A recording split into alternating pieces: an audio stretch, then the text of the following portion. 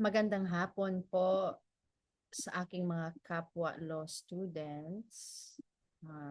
Tayo ay nagbabalik. Wala pa na ako nahumantong sa pagbasa na ako sa Sara Duterte na kaso kay Nabisi Jude. But for now, I share my frustration because I only have a cam scan copy of 2024 cruise and it won't read sa PDF reader ko. So, for those that have the same issues, para po sa atin ito, sharing is caring, para lahat tayo ay maging abogado in the future. So, I am just gonna read chapter 6 because this is what we're gonna discuss this evening during the class, and then I think part of chapter 7. So, I'm gonna break it down. I'm going to read the whole chapter 6 of Cruz 2024. Philippine Constitution. So I'm going to share my screen. Teka lang po.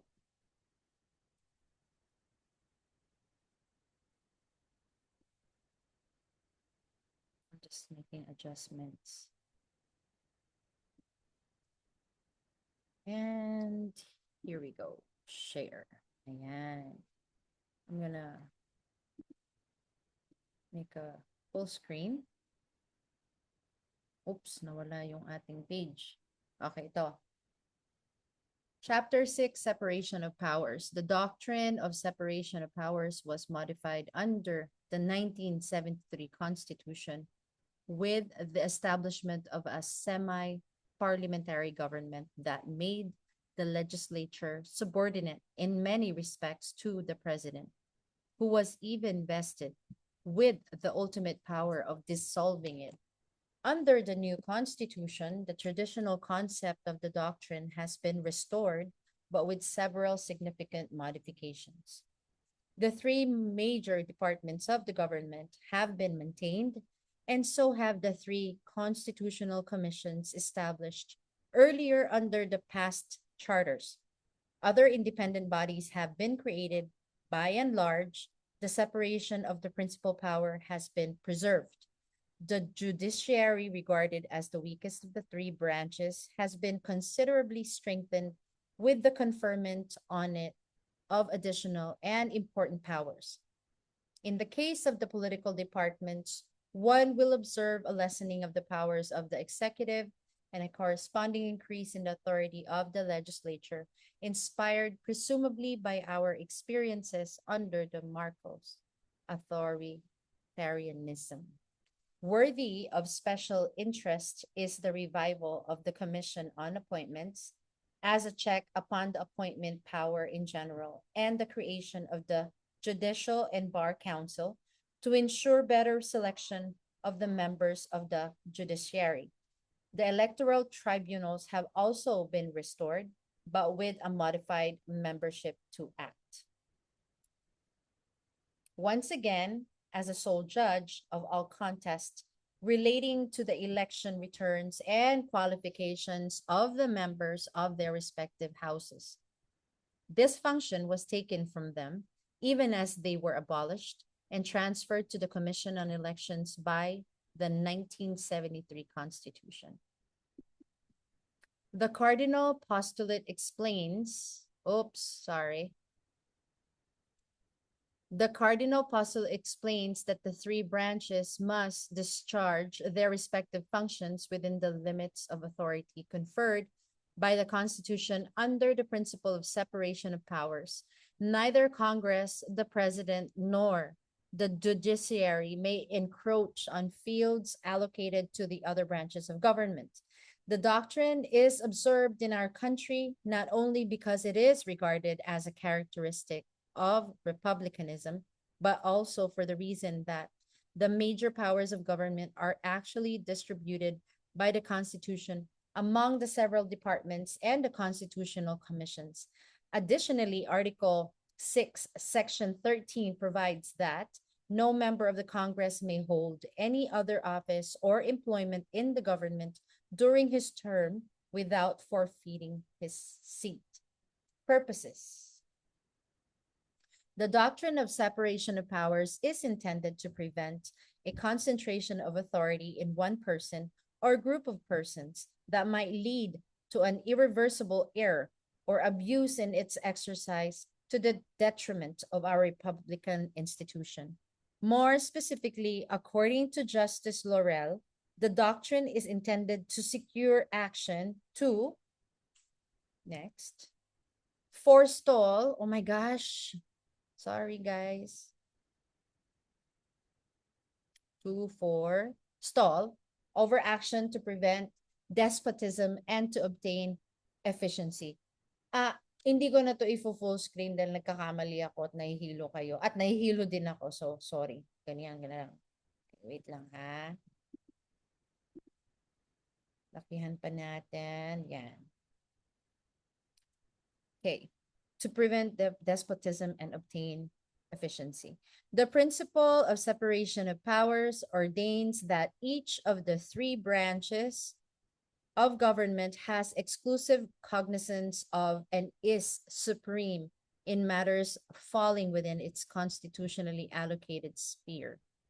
To achieve these purposes, the legislature is generally limited to the enactment of laws and may not enforce or apply them. The executive to the enforcement of, I did not do anything. Oh my gosh. Dito tayo. Pause muna ako. Wait lang.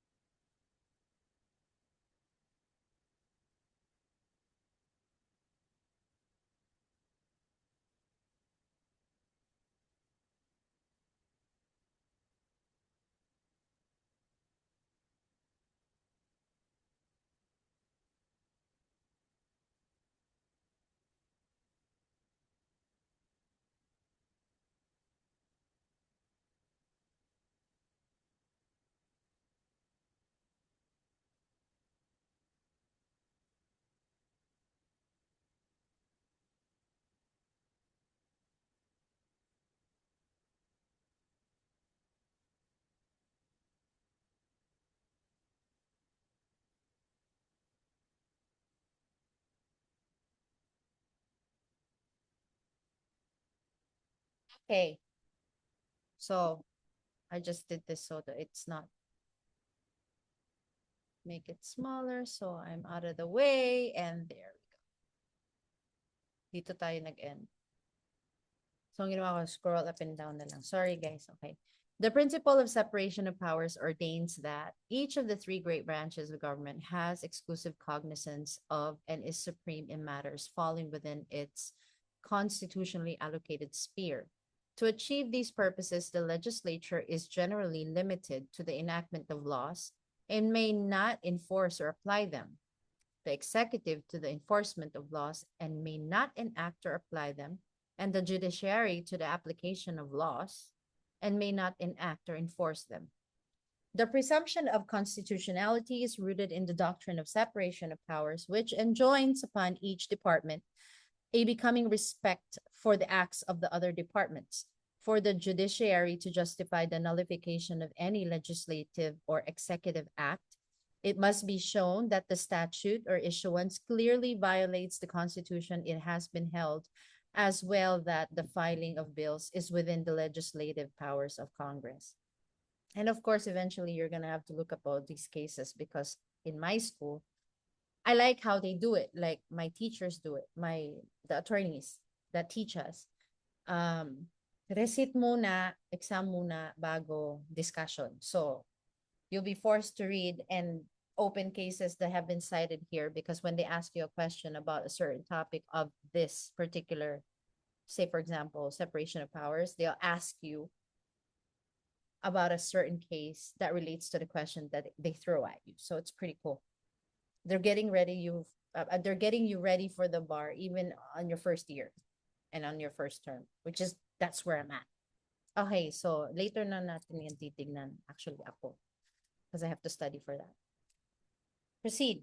And is not subject to judicial restraint. The Congress has a wide latitude of discretion to enact laws.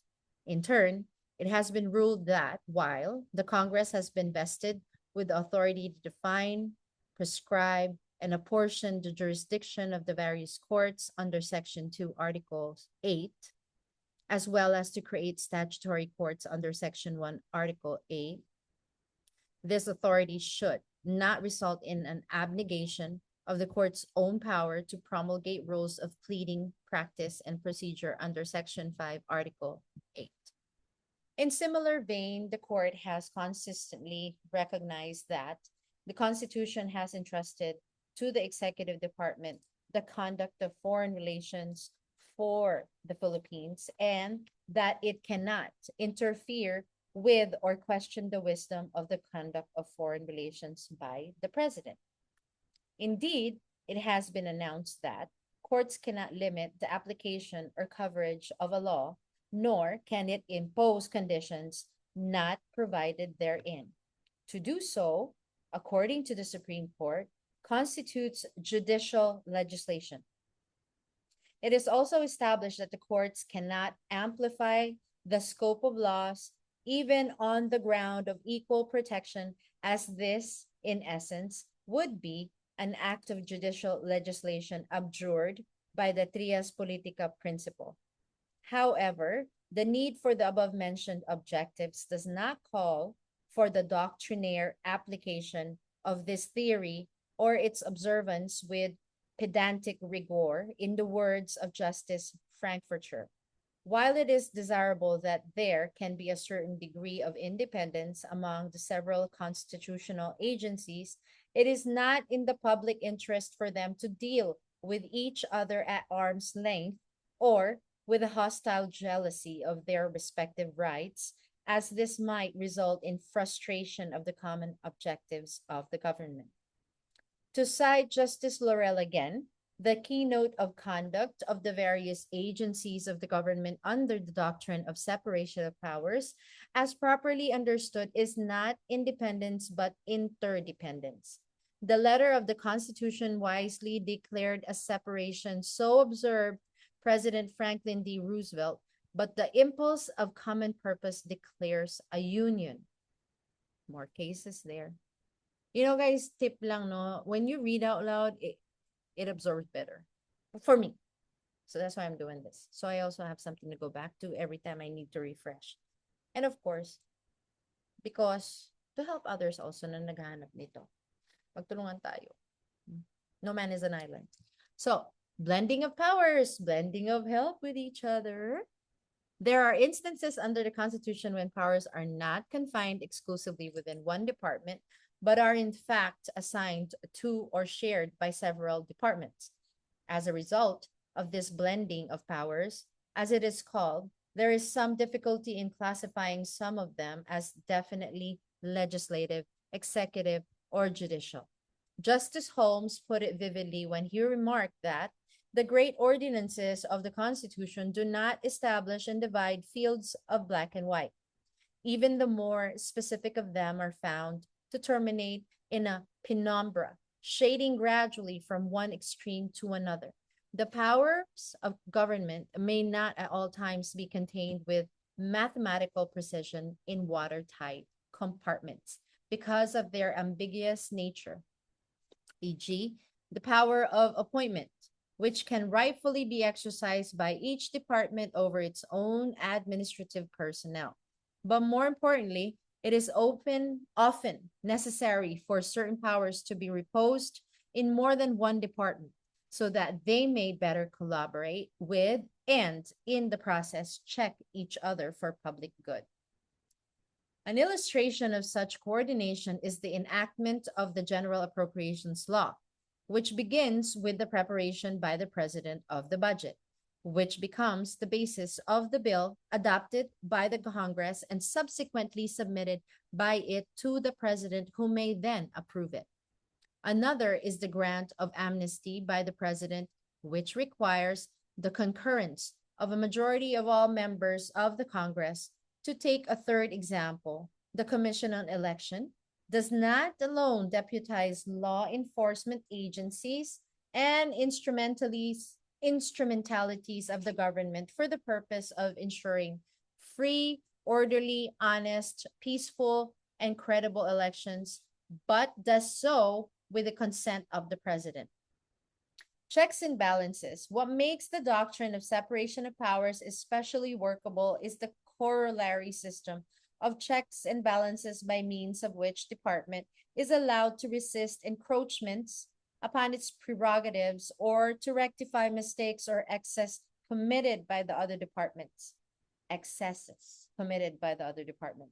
The exercise of this authority is not itself an arrogation, inasmuch as it is the Constitution itself that provides for this system of counteraction.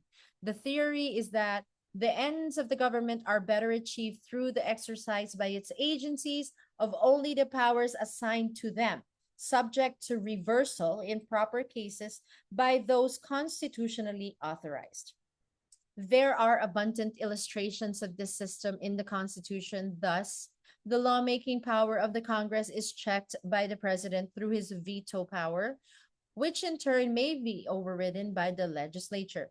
The Congress may refuse to give its concurrence to an amnesty proclaimed by the President, and the Senate to a treaty he has concluded. The President may nullify a conviction in a criminal case by pardoning the offender. The Congress may limit the jurisdiction of the Supreme Court and that of inferior courts, and even abolish the lateral tribunals. As for the judiciary in general, it has the power to declare invalid an act done by the Congress, the President, and his subordinates or constitutional commissions. The role of the judiciary. While it is the judiciary which sees to it that the constitutional distribution of powers among the several departments of the government is respected and observed, this does not mean that it is superior to the other departments. The correct view is that when the Supreme Court mediates to allocate constitutional boundaries or invalidates the acts of a coordinate body, what it is upholding is not its own supremacy, but the supremacy of the Constitution. In the determination of whether a given power has been validly exercised by a particular department, the test applied is not necessarily or always the nature of the power. The first criterion, and the safest, is whether or not the power in question, regardless of its nature, has been constitutionally conferred upon the department claiming its exercise. The grant being as certain, the exercise of the power is sustained. The conferment of power is usually done expressly, as in the venture of the legislative power in the Congress, the executive power in the President, and the judicial power in the Supreme Court and such lower courts, as may be established by law. As may be readily noticed, there is no problem as to the validity of the discharge of these powers because they naturally pertain to the agencies in which they have been reposed. But this is not always the case. To illustrate the power to impeach, which is essentially executive, and the power to try and decide impeachment cases, which is essentially judicial, are expressly lodged in the Congress. As too is the power of investigation, which is more executive or judicial than legislative. These powers are nevertheless validly exercised by the legislature because the Constitution so provides. By the same token, the Supreme Court can exercise the executive power of removal over judges of inferior courts. Although they have been appointed by the President may be authorized by the Congress to exercise tariff powers and emergency powers, both of them legislative in nature, because the Constitution permits it. Even in the absence of an express conferment, the government of a given power may be justified under the doctrine of implication, which is based on the theory that the grant of an express power carries with it all other powers that may be reasonable inferred from it. In Angara versus Electoral Commission, for example, certain rules of procedure promulgated by the respondent were challenged on the ground that they had not been expressly authorized by the 1935 Constitution. The Supreme Court nevertheless upheld them, declaring that they were necessary to the proper exercise of the express power granted to the body to hear and decide election contests involving members of the legislature. Oh, I have to read about that. I'm pretty sure it's going to come out during our recitation. Another illustration is the power to punish hold on a second. Another illustration is the power to punish contempt, which, although essentially judicial, can unquestionably be exercised by the legislature. More so now, under the present Constitution, which recognizes its power to conduct investigations in aid of legislation. Such investigations, needless to say, could hardly be effective if the Congress did not possess the implied authority to punish witnesses for contumacy. We have to look that up later. Honestly, I don't know what that means. Let's look it up. This is what we need to do when we're studying something. We can't let it go. I may not. There it is. Contumacy. Stubborn, refusal to obey or comply with authority, especially a court order or summons. Learned something new today, okay? Thus, the president, as head of the government, may, independently of constitutional or statutory authority, deport undesirable aliens as an act of state, even as the Congress can punish any person who impugns its integrity without proof. The courts, for their part, may claim the contempt of power inherent in the judiciary. Justiciable.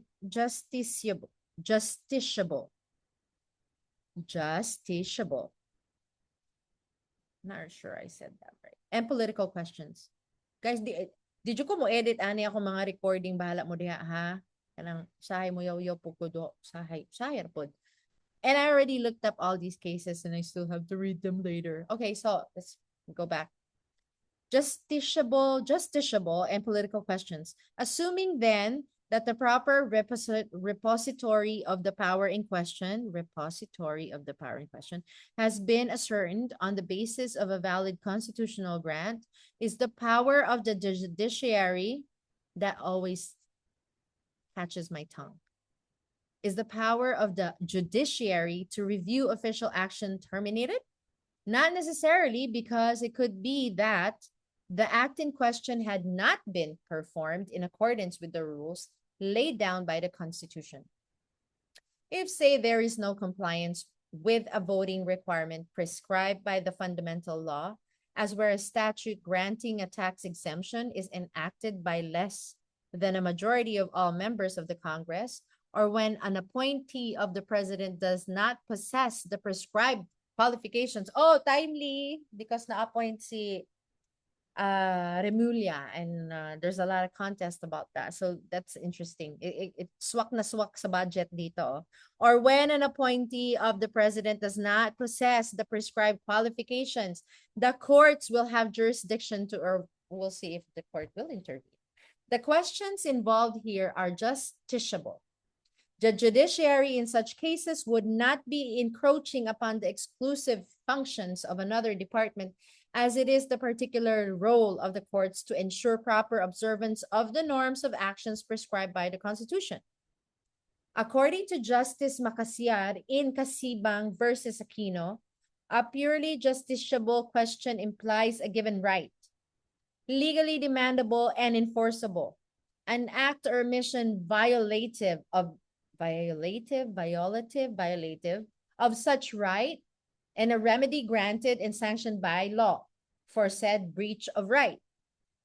But where the matter falls under the discretion of another department, or especially the people themselves, the decision reached is in the category of political question and consequently may not be the subject of judicial review.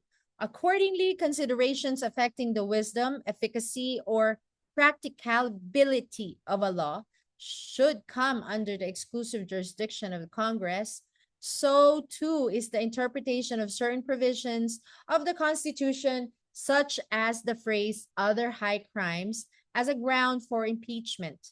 Even if the Supreme Court itself might have a contrary persuasion, it would not be competent for it to insist on its own thinking and substitute it for the decision of the legislature.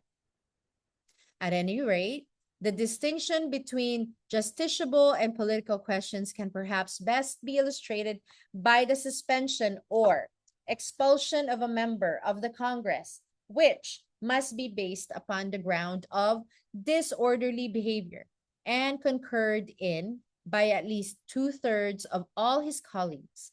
The determination of what constitutes disorderly behavior is a political question and therefore not cognizable by the courts, but the disciplinary measure may nonetheless be disauthorized if it was supported by less than the required vote. The latter issue, dealing as it does with a procedural rule, the interpretation of which calls only for a mathematical computation, is a justiciable question.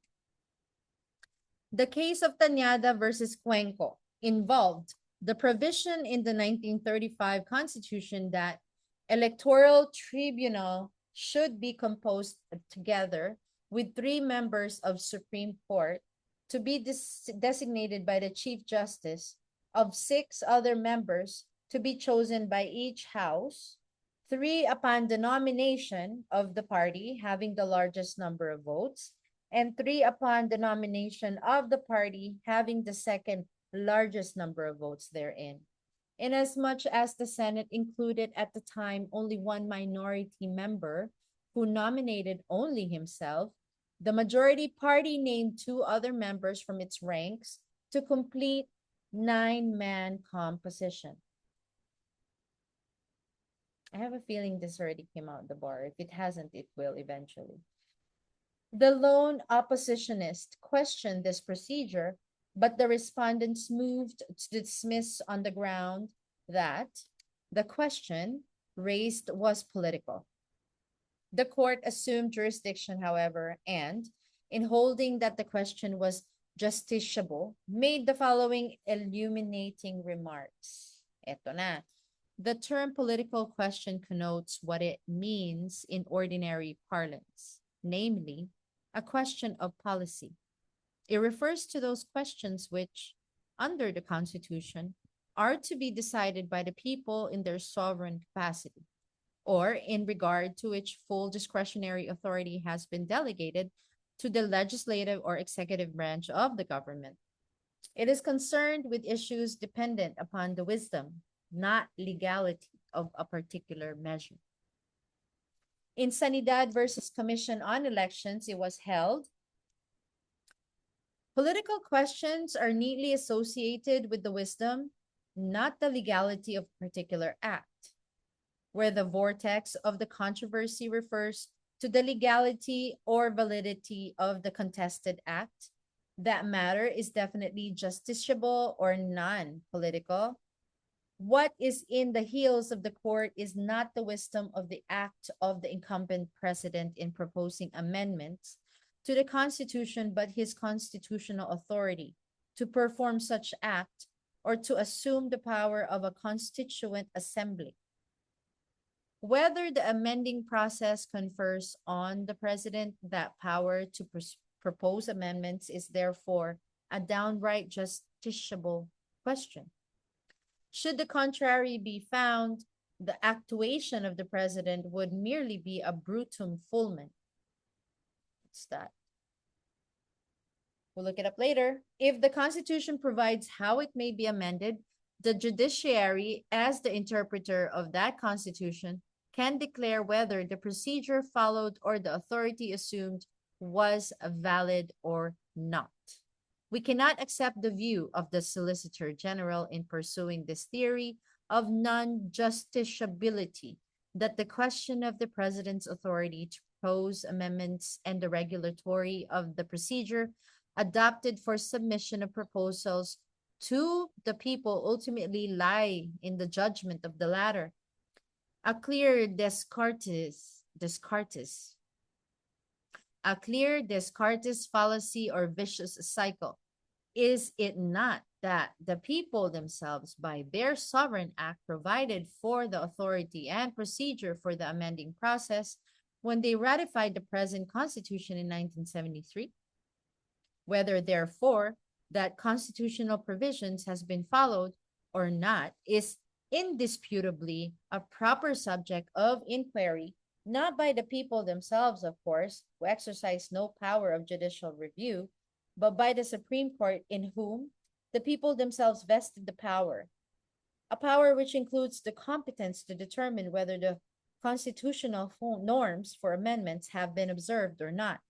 And this inquiry must be done a priori, not a posteriori, before and after. I remember Chair Mel with that posteriori. Before the submission to and ratification by the people. This reminds me of a question during our prelim exam. And I said, I so bogged on it. Like the question was something about what is the best way to propose the Philippines to change its government from its current form to a unilateral. And I bombed it. You can do it, ask, and even People's Initiative, all three. But I chose People's Initiative, and I should have said all three can be done. Pero I think I was thinking about like, highly, highly political na decision if the Congress will change for a chapter change, like a cha-cha, or like the change of the government's entire form. I don't know. The Congress are not ready for that kind of political drama. Kahit sabihin na natin na it's for good purpose or whatever, hindi handa ang isang congressman na gawin yan or grupo ng congressman kasi highly political siya na move. So that's why I think I chose People's Initiative and I bogged it. Anyway, ganyan talaga. Matututo tayo sa pagkakamali natin. After like exams, you look up exact as far as you can remember ng mga questions. And then, minsan masaya ka kasi, uy! Tapos minsan, ay tanga, bobo. Anyway, hindi naman bobo, pero bobo sa ganong bagay. At least natuto ka, di ba? Anyway. Moving along, the above views were affirmed in Daza versus Singson involving the composition of the Commission on Appointments. An elaboration on the distinction between the justificiable. And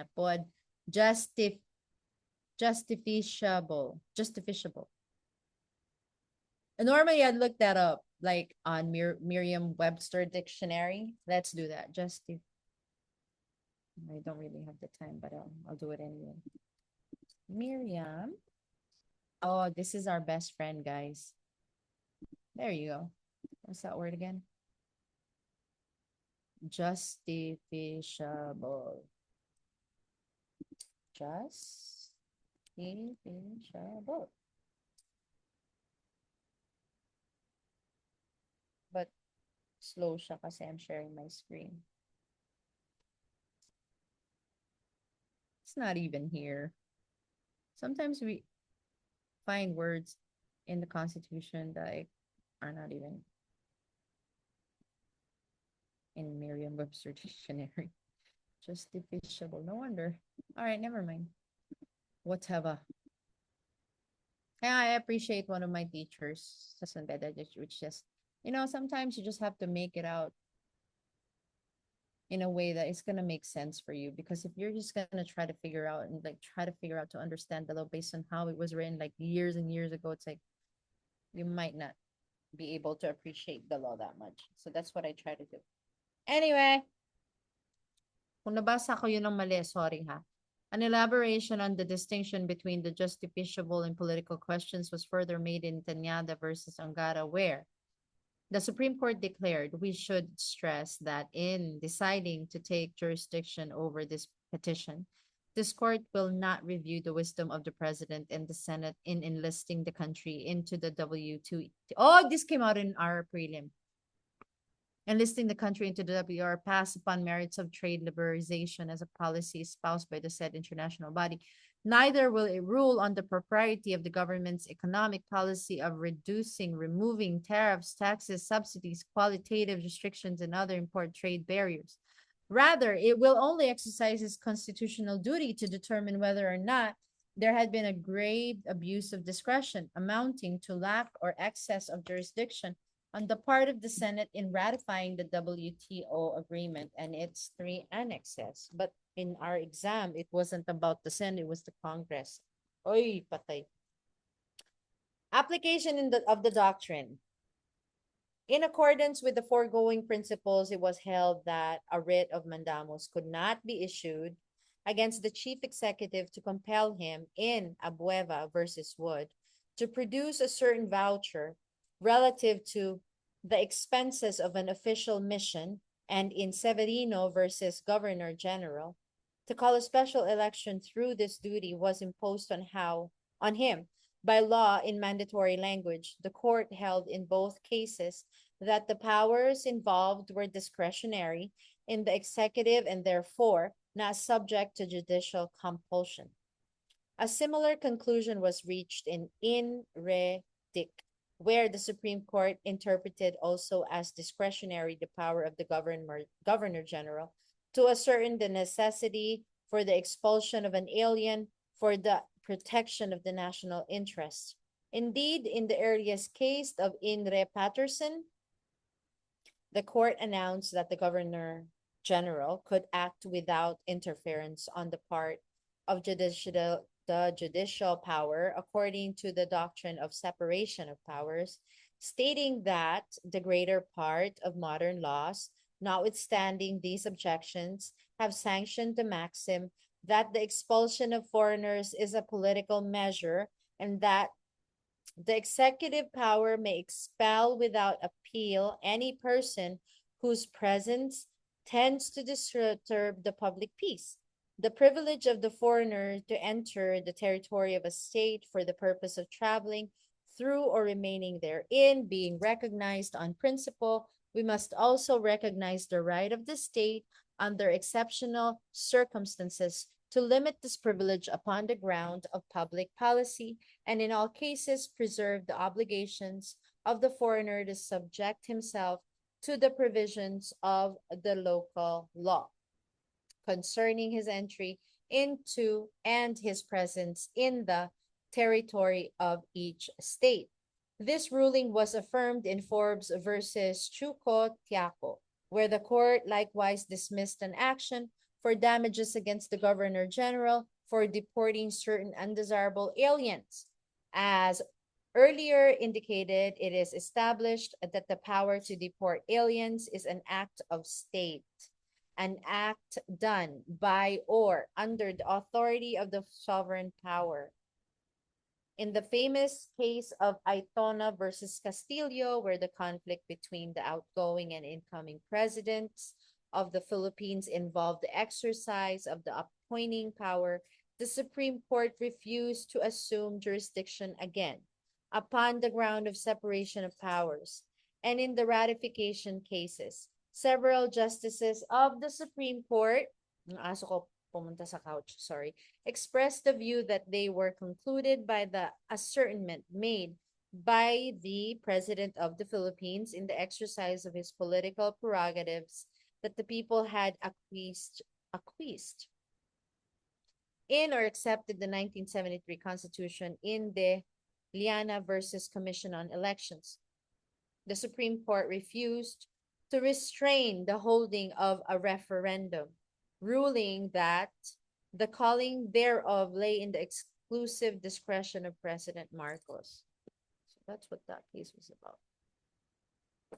Okay. In Custodio versus Senate President, where a taxpayer challenged the validity of a provision in the General Appropriations Law that compensated the members of the Congress for services supposedly rendered by them during the Japanese occupation. It was held that the question, anong case to? Lalabas to mamaya, sure ako. Custodio versus Senate President. For services supposedly rendered by them during the Japanese occupation, it was held that the question submitted was political, affecting it did the wisdom or propriety by the law. Hence, the only remedy available to the petitioner was a resort, not to the courts, but to the bar of public opinion. When the state in Alejandrino versus Quezon and the House of Representatives in Osmeña versus Pendatun suspended a member for disorderly behavior, the Supreme Court refused to interfere, even if in the former case it declared that the suspension was illegal because the seat remains filled, but the occupant is silenced. In Vera versus Avellino, 3 senators-elect who had been prevented from taking their oaths of office by resolution of the Senate went to the Supreme Court and alleged that only the electoral tribunal had jurisdiction over contests relating to their election returns and qualifications. Again, the Supreme Court refused to intervene, holding that the case was not a contest and affirmed the inherent right of the legislature to determine who shall be admitted to its membership. Okay, that makes sense. The Supreme Court washed their hands because they're like, hey, Congress, you guys decide what you're going to do with your members. What's up with that? Okay. Electoral Tribunal. Vera versus Belin. Okay.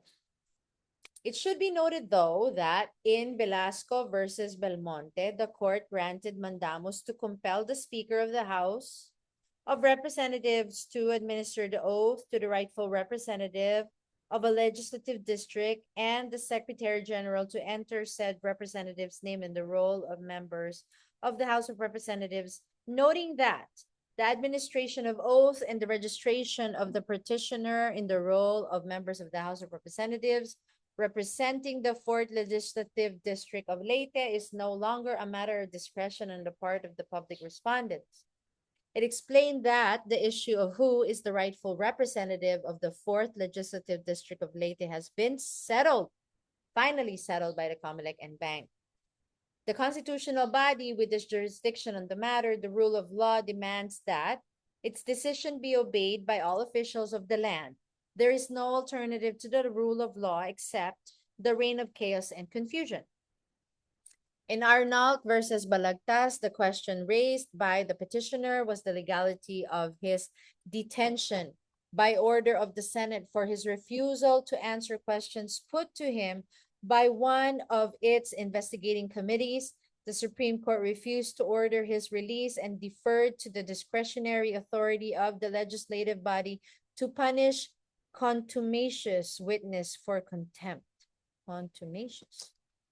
It has further been ruled that the wisdom of Congress in allowing an SDP stock distribution plan through a corporation as an alternative mode of implementing agrarian reform is not for judicial determination. In similar vein, the court refused to assume jurisdiction over a challenge against the constitutionality of the prohibition by the Congress against a health certification process for overseas Filipino workers known as the decking referral system. May ganun pala. Stressing that the effects of the prohibition against the referral decking system is beyond the authority of this court to consider. It stressed that our role in this case is merely to determine whether our government has the authority to enact the law's prohibition against the referral decking system and whether this prohibition is being implemented legally. Beyond these lies the realm of policy that, under our Constitution's separation of powers, this court cannot cross. Indeed, it has been ruled that the discretion of the Congress in making of laws cannot be compelled by the writ of mandamus. I was right, my other question, but I guessed. I'll make an honest, intelligent guess. Attorney, no, the Congress cannot be made to pay any dues held against it through a mandamus, because mandamus is executory. You can't impose that on a legislative body. Are you not sinagot ko or something like that? Yay! Partial credit. Anyway. Okay. Being exclusive, it is not subject to external direction. Otherwise, the delicate balance underlying our system of government may be unduly inserted. You know what, guys? I must say, I'm having fun taking law. Kasi I mean, regardless of, well, we're gonna be positive. We're gonna be lawyers one day, but like it's a life changing kind of like experience when you open your eyes and then like read all kinds of things about things you would not have known otherwise if you didn't go into law. I encourage everybody. I think, yeah, I mean, you can take your master's, your PhD, which I already have, but iba talaga yung law, mga kapatid. Mag-enjoy talaga kayo. Kung ito talaga yung trip nyo na, but then again, yung trip nyo na tumulong pero limited yung alam nyo, like, basta, it's awesome. Wait lang. I'm gonna take a break real quick.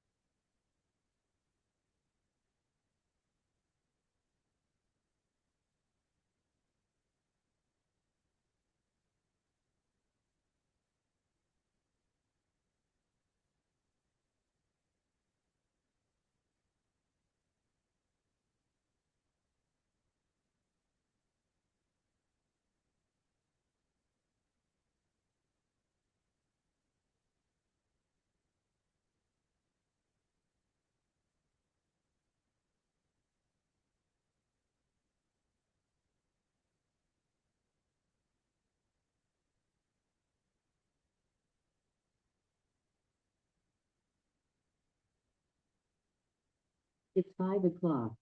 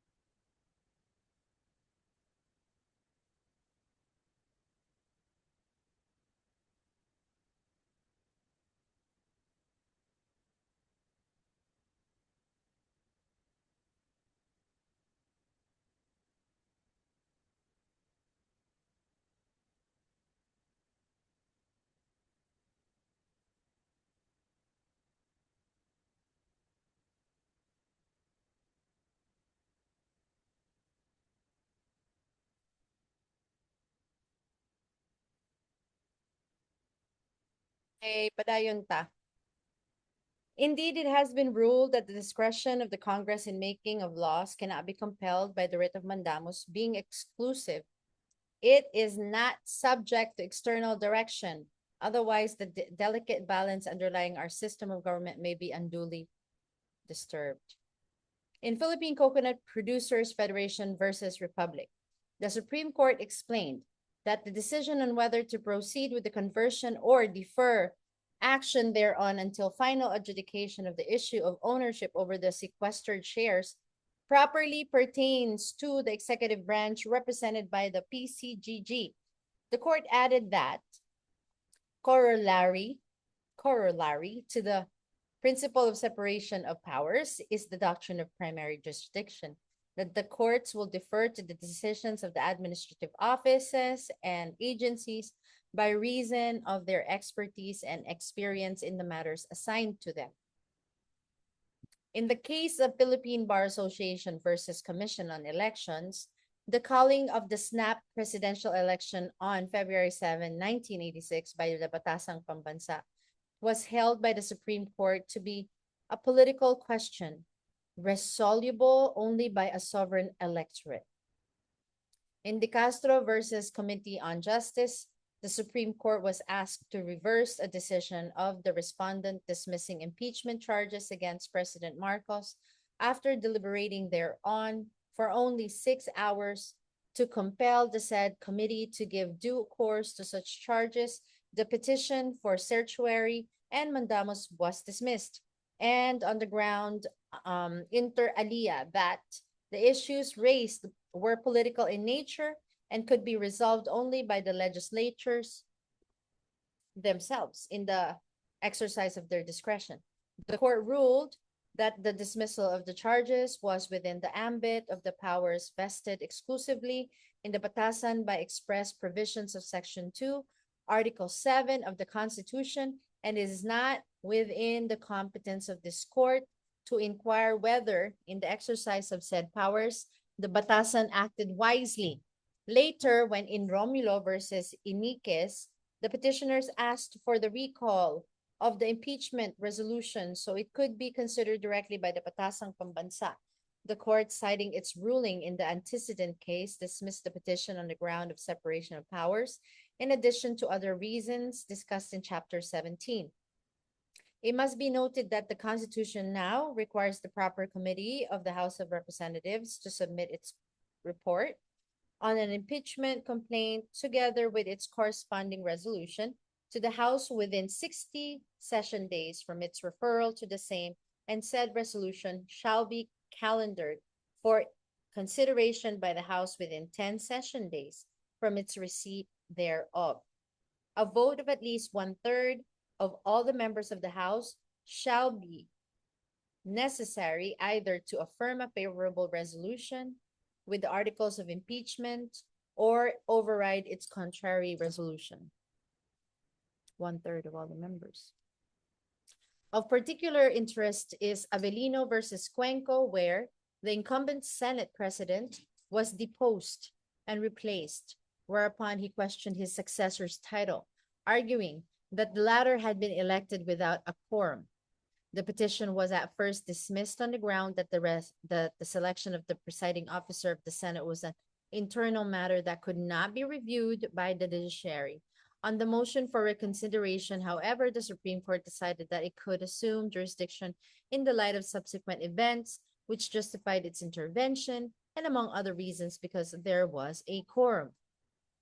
A more telling illustration of the vacillation of the Supreme Court on the nature of the political question is found in its erratic rulings on the nature of the president's power to determine the existence of the grounds specified in the Constitution for the suspension of the privilege of the writ of habeas corpus. First, in the early cases of Barcelon versus Baker and Montenegro versus Castañeda, it was held, dami ko nang titignan ng mga cases, ang oras na lang klase na. It was held that this power was discretionary and therefore not justiciable. On the justification of the superior competence of the commander-in-chief to assess the peace and order condition of the country. Subsequently, this doctrine was reversed in Lansang versus Garcia, where the Supreme Court asserted the right to inquire into the factual basis of the suspension and to annul the same if it appeared from its own investigations that the ground invoked by the president were not actually existing. In a complete about face, however, this decision was itself later abandoned in Garcia Padilla versus Enrile, where the original rule announced in the Barcelona and Montenegro cases was reinstated to make the question power once again discretionary in the president. It is no longer so, however, under Article 7, Section 18 of the present Constitution to be discussed in Chapter 11. It's very important, guys, na as we read, we actually look up the cases, but I'm not going to do that right now. It is significant that the Supreme Court in Ocampo versus Enriquez did not consider the president at the time to have gravely abused his discretion when he allowed to have the remains of Marcos, a deposed dictator, interred at the libingan ng mga bayani despite or against widespread protest in rejection and condemnation by outraged citizens of this evidently unprincipled decision. The court considered the matter essentially as a political question, stressing that in the absence of clear prohibition against the exercise of discretion entrusted to the political branches of the government, the court must not overextend its readings of what may only be seen as providing tenuous connection to the issue before it. It was also held in Noblejas versus Tihanki that the administrative investigation of an executive official should be undertaken by the President of the Philippines and not the Supreme Court, even if it was provided by law that such official had the rank and privilege of a judge of the court of first instance. Neither may the Supreme Court be compelled by law to act as a mere board of arbitrators, an essentially executive body, particularly because whatever decision it might make in the discharge of its administrative functions would ultimately have to be reviewed by the same members in the exercise of their judicial powers. Section 12 of Article 8 of the Constitution provides that the members of the Supreme Court and of other courts established by law shall not be designated to any agency performing quasi-judicial or administrative functions. Conversely, powers that belong to the judiciary may not be assumed by other departments, as when, in the case of Endencia versus David, the legislature provided by law that the imposition of income taxes upon the salaries of judges should not be interpreted as an unconstitutional diminution of their salary. The Supreme Court ruled that the interpretation of the provision in question was the exclusive function of the judiciary. Political questions under the new Constitution. It is noteworthy that under the new Constitution, the scope of the political question appears to have been considerably constricted because of the new definition of judicial power, which now includes the duty to determine whether or not there has been a grave abuse of discretion amounting to lack or excess of jurisdiction on the part of any branch or instrumentality of the government. The language suggests quite clearly that this duty and power is available even against executive and legislative departments, including the President and the Congress, in the exercise of their discretionary powers. Accordingly, in Estrada versus Desierto, the Supreme Court stressed, to a great degree, the 1987 Constitution has narrowed the reach of the political question doctrine when it expanded the power of judicial review of this court not only to settle actual controversies, including rights which are legally demandable and enforceable, but also to determine whether or not there has been a grave abuse of discretion amounting to lack or excess of jurisdiction on the part of any branch or instrumentality of government. Heretofore, the judiciary has focused on the thou shall nots of the Constitution directed against the exercise of its jurisdiction. With the new provision, however, courts are given a greater prerogative to determine what it can do to prevent grave abuse of discretion amounting to lack or excess of jurisdiction on the part of any branch or instrumentality of government. Clearly, the new provision did not just grant the court power of doing nothing. In sync and symmetry with this intent are other provisions of the 1987 Constitution trimming the so-called political thicket. This expanded judicial power of the Supreme Court was invoked by it in rejecting the motion for the dismissal of the petitions against the constitutionality of the Anti-Terrorism Act. Thus, the political question doctrine then cannot be raised by the government as a defense against the constitutional challenges to the ATA. This is in light of the court's expanded power of judicial review, and more so because the question as whether any part or instrumentality of the government had authority or had abused its authority is not a political question. This is besides the fact that petitioners have complied with the requisites which call for the court to exercise its power of judicial review, whether under the traditional or expanded sense. In Article 7, Section 18, it is expressly provided that the Supreme Court may review in an appropriate proceeding filed by any citizen the sufficiency of the factual basis of the proclamation of martial law or the suspension of the privilege of the writ of habeas corpus or the extension thereof. There is no doubt of the authority of the Supreme Court in this specific case. The question is, in the absence of similar specific authorization in other cases, to what extent may the exercise of discretion by the political departments be reviewed and, if warranted, reversed by the courts? If, say, a notorious criminal is extended an absolute pardon, or the Congress of the Philippines enacts a law which is obviously impractical or unwise, may these acts of the political departments be annulled by the Supreme Court on the ground that they were committed with grave abuse of discretion. For example, may the Supreme Court now reverse the doctrine in the case of Riel versus Wright, where it inhibited itself from ruling on the claimed excessive number of employees hired by the Philippine legislature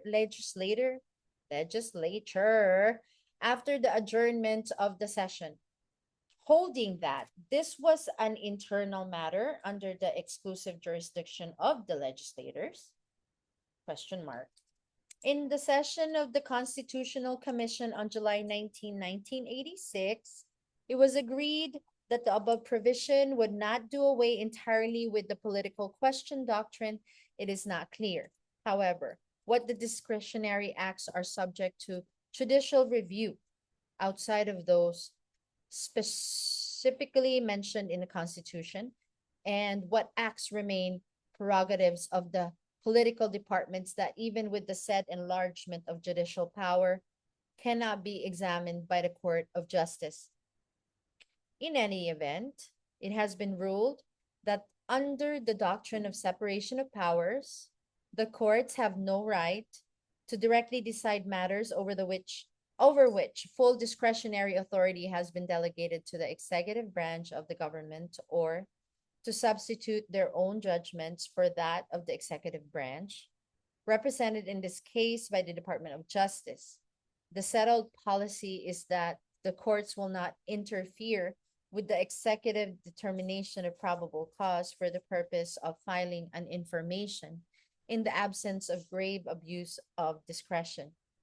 In Neri versus Senate Committee on Accountability of Public Officers, the Supreme Court found the Senate have gravely abused its discretion in citing the petitioner for contempt for his refusal to answer questions propounded to him in the course of a legislative inquiry, stressing that there being a legitimate claim of executive privilege, the issuance of the contempt order suffers from constitutional infirmity. In Lawyers Against Monopoly Poverty versus Secretary of Budget and Management, the Supreme Court rejected a challenge against the constitutionality of the Priority Development Assistance Fund, or PDA, as provided for in Republic Act 9206 or the General Appropriations Act of 2004. The court found that the proper procedure appeared to have been followed in the promulgation of said law and noted that the petitioners had not adequately established that said law constituted an encroachment on executive power by enabling legislatures to propose and choose the projects for which said fund is to be used. This ruling has been abandoned by the Supreme Court in Belgica versus Executive Secretary, where it nullified a similar PDAF article in the 2013 General Appropriation Act, stating, among other reasons, that the 2013 PDAF article, as well as all other provisions of law, which similarly allow legislatures to wield any form of post-enactment authority in the implementation or enforcement of the budget unrelated to congressional oversight as violative of the separation of powers principles and thus unconstitutional. The court explained that unless the Constitution provides otherwise, the executive department should exclusively exercise all roles and prerogatives which go into the implementation of the national budget as provided under the GAA, as well as any other appropriation law. Clearly, these post-enactment measures which govern the area of project identification, fund release, and fund realignment are not related to functions of congressional oversight and hence allow legislatures to intervene and or assume duties that properly belong to the sphere of budget execution. Indeed, by virtue of the foregoing, legislatures have been, in one form or another, authorized to participate in, as Gingona Jr. puts it, the various operational aspects of budgeting, including the evaluation of work and financial plans for individual activities and the regulation and releases of funds in violation of the separation of powers principle. This is consistent with its earlier pronouncement in the old case of Springer versus Government of the Philippine Islands, where it declared, someone has said that the powers of the legislative department of the government, like the boundaries of the ocean, are unlimited. In constitutional governments,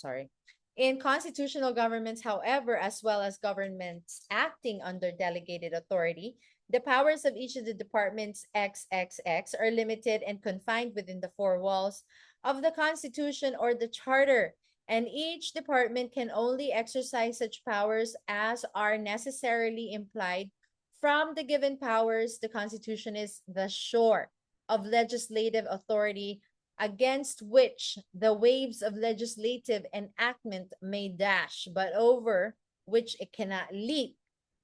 Well, those are deep words. Those are wise words. It must be pointed out that the Supreme Court has ruled that its judicial power may be invoked by it as against measures of any branch or instrumentality of the government, even if they were not tainted with grave abuse of discretion. Accordingly, its authority to rule on the constitutionality of executive orders was upheld and exercised by it in petitioner organizations versus executive secretary, despite the fact that there were no ongoing proceedings before any board or tribunal which would have warranted its exercise, its power of judicial review under Rule 65 of the Rules of Court, The court explained that where there are serious allegations that a law has infringed the Constitution, it becomes not only the right, but the duty of the court to look into such allegations and, when warranted, uphold the supremacy of the Constitution. Moreover, where the issues raised are of paramount importance to the public, as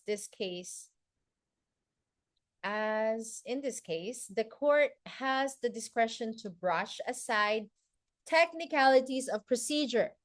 Incidentally, in Galicto versus Aquino, the court declared that the issuance of an executive order is not a judicial, quasi-judicial, or a mandatory act, according to Rule 65 of the Rules of Court, may not be availed of by any party to question its constitutionality. The proper recourse, according to the court, would be a petition for declaratory relief under Rule 63 of the Rules of Court, which should be, filed with the regional trial court. Pardon. It is significant that in Atong Paglaom Inc. versus Commission on Elections, the Supreme Court, in the course of its review and reversal of a resolution of the Commission on Elections, providing for the disqualification of certain parties, made the following similar or relevant pronouncement. Quote, this court is sworn to uphold the 1987 Constitution, apply its provisions faithfully, and desist from engaging in socio-economic or political experimentations contrary to what the Constitution has ordained. Judicial power does not include the power to rewrite the Constitution. Thus, the present petitions should be remanded to the COMELEC, not because the COMELEC committed grave abuse of discretion in disqualifying petitioners, but because petitioners may now possibly qualify to participate in the coming May 2013 party list elections under the new parameters prescribed by this court. At any rate, has likewise been pronounced by the court that violations of the due process and the equal protection clauses are well-recognized grounds for a judicial inquiry into legislative measure, and when the validity of a statute, tongue twisting, and when the validity of a statute is challenged on constitutional grounds, the sole function of the court is to determine whether it transcends constitutional limitations or the limits of legislative power. It is significant that the court in Pangilinan versus Cayetano likewise refused to exercise its judicial power when the president's unilateral withdrawal from a treaty, the Rome Statute on the International Criminal Court, was challenged on the ground that it was done by him without the concurrence of the Senate, noting that the withdrawal was done by him ostensibly in accordance with the procedure prescribed in that treaty, and that the ICC, recognizing said withdrawal as a sovereign decision with its certification of its receipt of the said notice of withdrawal, expressed no reservation on the efficacy of the same. The court declared, we fail to see how this court can revoke, as what petitioners are, in fact, asking us to do, the country's withdrawal from the Rome Statute without writing new terms into the Rome Statute. It likewise explained that in the international arena, it is the president that has the authority to conduct foreign relations and represent the country.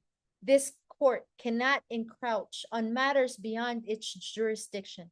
Thus, this court's interference and ruling on what course of action to take would mean the imposition of its will, not only on the executive, but also on the International Criminal Court itself. That's interesting because this has something to do with the withdrawal of Digong from the ICC. And now, ironically, Digong is under the, what do you call this, safeguard, quote unquote, of, it's not safeguard, detention, is detained by ICC. So it's quite ironic. So this court cannot encroach on matters beyond its jurisdiction. It did point out, though, in said case that It is wrong to state that matters of foreign relations are political questions and thus beyond the judiciary's reach. The Constitution expressly states that this court, through its power of judicial review, may declare any treaty or international agreement unconstitutional. Yeah, and still we withdrew at that time. But now, like mentioned earlier, Digong is now under the watch of ICC and was even brought to the Netherlands, chartered through a plane that the Philippine government under the Marcos administration has booked, which they deny. That's why we are in law, mga kapatid. So we can study all of this stuff. And that ends chapter 6. And that's the separation of powers. Moving on is chapter 7, delegation of powers. But we will record this separately para mas madaling mag-aral. And no, I will not edit what I post. Kasi yun na yun. Bye.